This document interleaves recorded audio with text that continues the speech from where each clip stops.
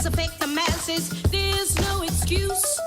You've been loosed. This is From Destruction to Dignity with Janice Pons. Each week, Janice shares her wisdom to enlighten, educate, and advance the culture in America today. Janice Pons is a mother, author, and free thinker, and your host for our podcast this evening. Now let's join your host, Janice Pons. Greetings, greetings, greetings. Come on in. Come on in. Welcome, welcome, welcome. My name is Janice Pons. I'm the host on our podcast, From Destruction to Dignity, Clinical Perspective, Spiritual Truths. Guys, let's roll. Yes. There's a lot going on. We have our flag behind us there, representing our great nation, the citizens thereof, the 50 states. We have our presidential seal to remind us. Why do I have this up here? To remind us to pray for the president, his family, his cabinet, their families, to pray for Capitol Hill. Yeah, I want everybody to do well. And there are so many dynamics coming against us. There are those that don't want us to flow together as one, forming a more perfect union, which means flowing together as one. Our nation has a lot on the line. We have this election coming up in November. We have the presidential election coming up in 2028. It'll be here before we know it. This year is flying by. It'll be Christmas in a minute. Oh yeah. So we're going to keep diving into these things because there's a lot on the line, and there are people that want to be the leader of our nation. Some shouldn't be, some should be. So we're going to keep dissecting and examining things. So tonight, we're going to examine something that's generated a lot of discussion in our nation. It is worth it. It is worth it, and our clinical perspective is not giving in. People ridicule others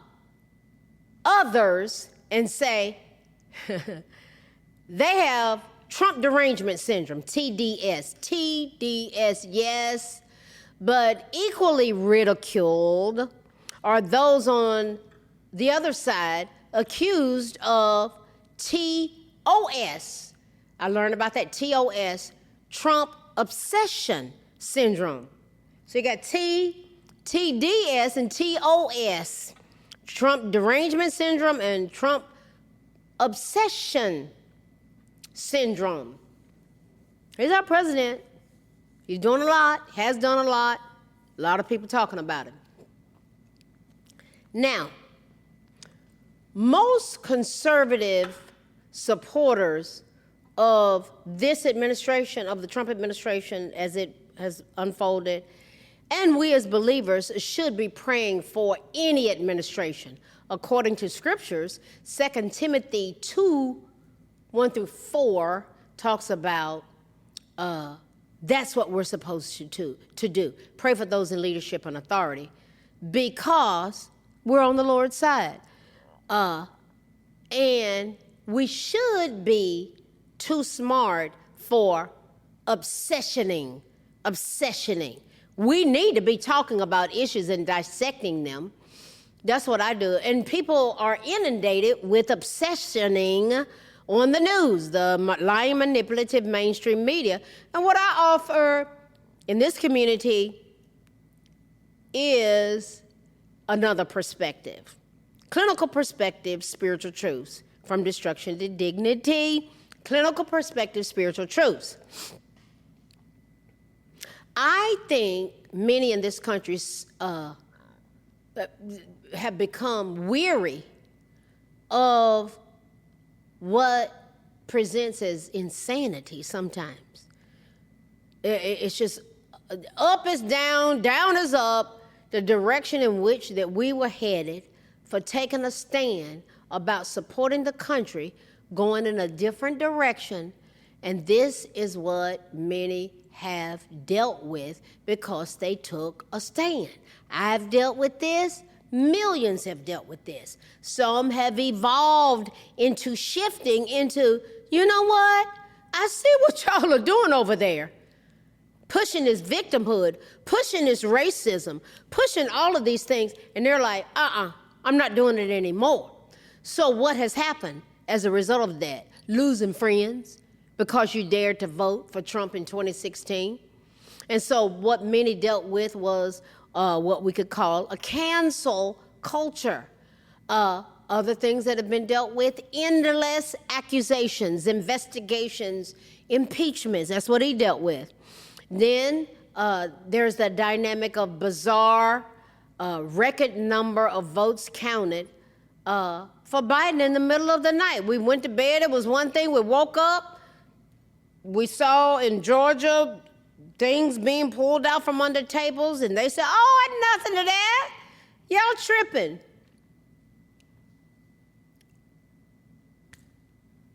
Bizarre presentations that were put in front of us, and we were not supposed to ask any questions. Then there was record inflation that we dealt with, not rhetoric, just actual. You remember when gas was $5? I think it got up to $5.11 during the Biden administration. Then we had the COVID-19, where over 1 million Americans died. And we were just supposed to just go along. And we were just supposed to take that shot. And 8,000 military personnel lost their jobs because they embraced their constitutional right of what they would put in their bodies. And President Trump came back and put them back into the military with back pay. Then we had men and women's bathrooms. That was legally, they were in there. And men and women's sports, taking the trophies and the titles and biological men. I remember women in the military being subjected to the training where they were being told that there will be biological men in the showers with you, ladies, and that's just how it is. And they were petrified, and women sued. They stood up for their constitutional rights. They stood up for constitutional rights about the whole sports thing. Then there's this gender dysphoria issues brought to the political legislative realm.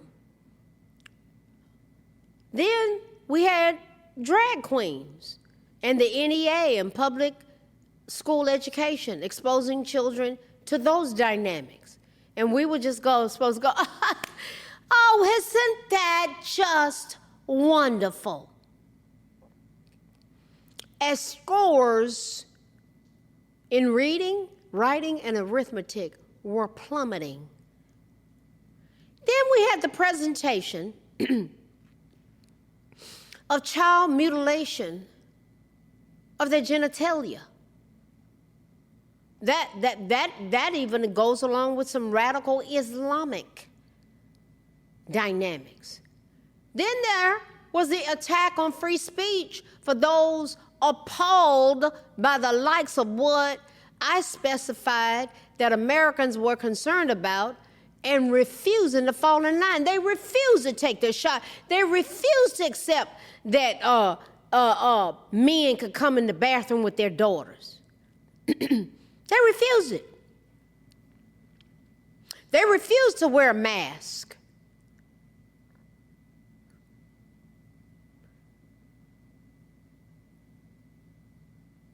Then we had record number of illegal immigrants, many hostile to our constitutional republic. Just bring them in. You remember seeing thousands of them under a bridge in Texas on a given day in 2024. What in the world was going on? We had prisoners that were released from Cuba, Haiti, Nicaragua, and Venezuela that were willfully brought in here. And Donald Trump shut it down. That's what was going on. But they won't talk to you about that was the specificity of what was being presented to this nation. We're segueing into something here about, is it worth it? Is it worth it? Many of the above incorrigible prisoners and otherwise institutionalized who were freed from prisons and giving lavish access to accosting people's bodies and or taking the lives of our innocent fellow Americans is a truth of what we were dealing with, guys. Many ravaged our economy. How? Through fraud, fraudulent scams and money laundering fronts. Through COVID-19, Obamacare, using Social Security numbers, finding a given Social Security number was used over 100 times. That was the pattern on the backs of taxpayers. Rights were stripped, Gestapo style during COVID. What appears to now have been a plandemic. Over 1 million Americans died. Guys, do you see what was perpetrated upon us? Violent crime on the streets being normalized while the Second Amendment was being attacked instead of defended. Then we had fentanyl deaths. The two number one groups in the nation dying from fentanyl overdoses are Native Americans and Black Americans. And then that was inundating our borders before President Trump shut it down. Then we had child trafficking that was increased nationwide at such alarming rates. That's been shut down. What am I missing? Did I miss anything? It's sad that it took evil lurking at our back and front door to stir us up and to wake others up from complacency. That's the reality of where we were, where we are.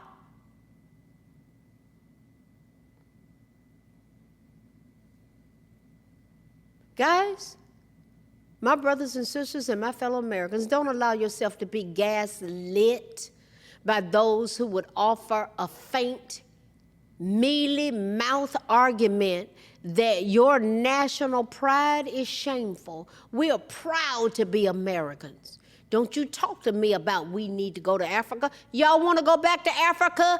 Goodbye. Planes are leaving every day. I'm an American. And I don't even say I'm an African American. I wasn't born in Africa.